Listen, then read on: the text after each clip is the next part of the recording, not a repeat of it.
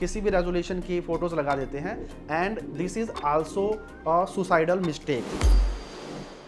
तो क्या हमारा स्टोर भी उसी दूसरे स्टोर की तरह रहेगा जहाँ पर कोई भी सेल्समैन नहीं है, पर कोई पर्सन आया, उसको पसंद आया तो ठीक है, नहीं आया तो भाई चला गया, कोई पूछने पुछाने वाला नहीं है। अगर इस चीज़ को सॉर्ट नहीं करते हैं तो डेफिनेटली सूनर और later business will go down side. कि बहुत लोग बहुत मेहनत करते हैं but they just suffer. Sale हो भी रही है तो प्रॉफिटेबिलिटी नहीं है। सो अब क्वेश्चन आता है कि what is the thing that is the most important in an e commerce business. बहुत लोगों को लगता होगा मार्केटिंग, या किसी को लगता है फेसबुक एड्स, या किसी को लगता है supply chain, logistics and all. Obviously ये सब चीज़ें मैटर करती हैं, इनकी अपनी एक इम्पॉर्टेंस है एंड सिग्निफिकेंस है। बट अगर मैं बोलूँ कि एक चीज़, वो एक चीज़ जिसके बिना अगर आपकी वो चीज़ सही नहीं है तो बाकी सब चीज़ें जितनी मर्जी आप अच्छी कर लो, जितने मर्जी अच्छे से कर लो, आपका बिजनेस हमेशा सफ़र करेगा, परेशानी में रहेगा। और अगर आप वो एक चीज़ को बहुत बढ़िया कर लो, बेस्ट कर लो, तो आपकी बाकी चीज़ें थोड़ी बहुत ऊपर नीचे भी होंगी, still you will and up making more profit and better revenue. तो वो चीज़ है क्या? वो चीज़ है दोस्तों क्रिएटिव। क्रिएटिव यानी कि आपका प्रोडक्ट जो दिखता है सामने कस्टमर को आपके ऐड के थ्रू और आपके लैंडिंग पेज पे, यानी कि आपके प्रोडक्ट पेज पर। जी हाँ, creative comes first, anything else, कोई भी और चीज़ comes after that. Okay, now अगर मैं आपको बोलूं कि भाई आपका ABO, CBO, look alike audience, performance max, YouTube search, किसी भी तरीके का आपका कैंपेन आप कुछ भी चलाओ, लेकिन if your creative is not that good, you are not going to make it. Or even if your business will survive, it will not make you the decent profit जो आपके बिजनेस में actual potential है करने का, लेकिन वो नहीं कर पाएगा just because of this thing, क्योंकि आपका क्रिएटिव बहुत पुअर है। अब क्वेश्चन आता है कि ठीक है, क्रिएटिव अच्छा होना चाहिए, but how to actually know कि आपका क्रिएटिव अच्छा है या नहीं है। मतलब सिर्फ हम देख के बता सकते हैं कि यार ये चीज़ अच्छी लग रही है तो अच्छा है, या फिर अच्छी नहीं लग रही तो अच्छा नहीं है, या फिर इसके लिए कुछ नंबर्स हैं, कुछ पैरामीटर्स हैं। तो डेफिनेटली इसके लिए नंबर्स एंड पैरामीटर्स हैं, जैसे कि अगर आपके ऐड के ऊपर if you are not getting 2% और more CTR, then you can say कि आपका जो ऐड क्रिएटिव है, जो क्रिएटिव आपने अपने ऐड में लगाया है, that is not good enough. मतलब ठीक है, वो एवरेज हो सकता है, बिलो एवरेज हो सकता है, और इन सम केसेस आपको हो सकता है कि उससे भी अच्छा रिजल्ट भी मिले। But it is for sure कि अगर आपका क्रिएटिव ऐसा हो जिसमें आपको अच्छा CTR मिल रहा है, यानी कि आपको 2%, 2.5% से ऊपर, कई केसेस में हमने देखा 4-4, 5-5% भी CTR मिलता है, तो आपका वो creative definitely will perform much better than the other one. अब अगर किसी को CTR का नहीं पता है तो मैं आपको क्विकली बता देता हूँ।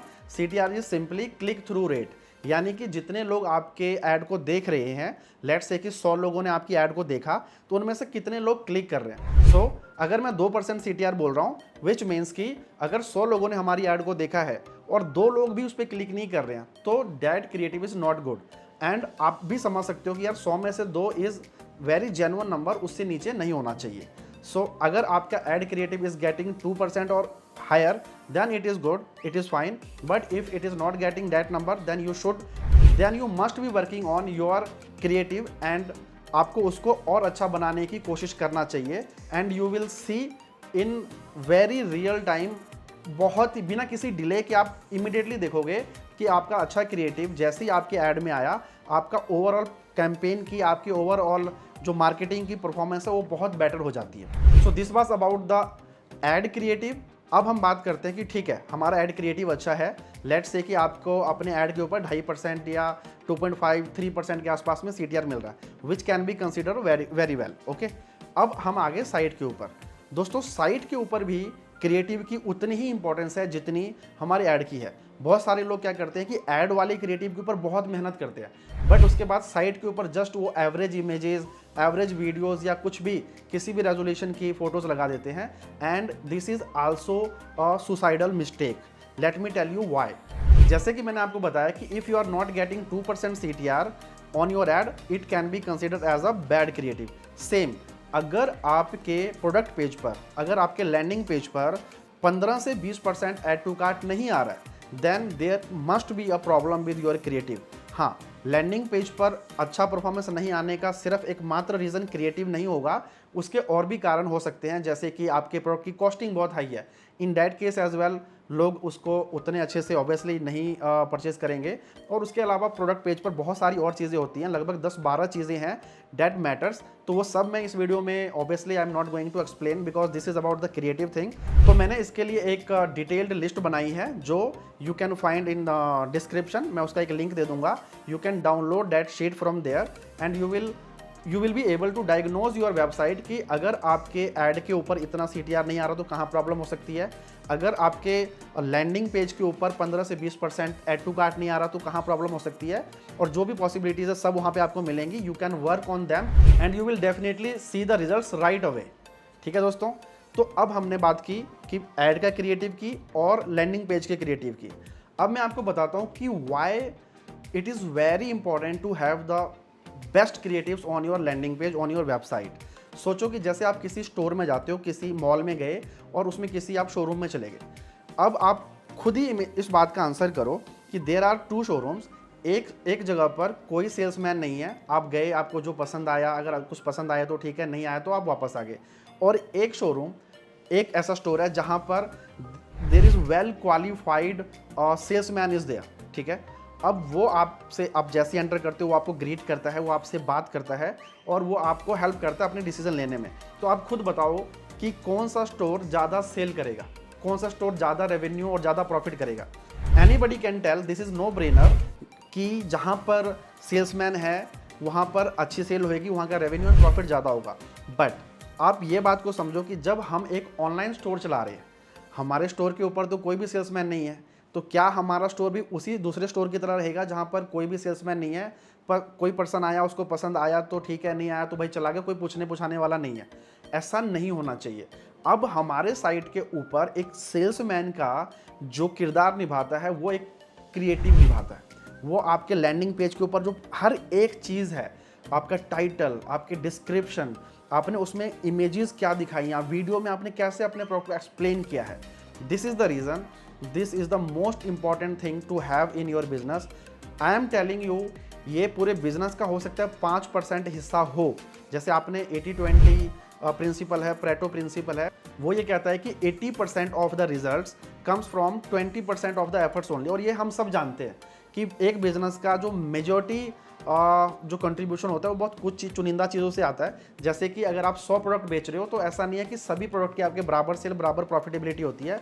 आपका हार्डली 15-20 प्रोडक्ट होंगे आपके पूरे बिजनेस में, और इनफैक्ट उससे भी कम ही होते हैं जो एक्चुअल में आपके मेजॉरिटी ऑफ सेल देते हैं, मेजॉरिटी रेवेन्यू देते हैं और आपको प्रॉफिट देते हैं।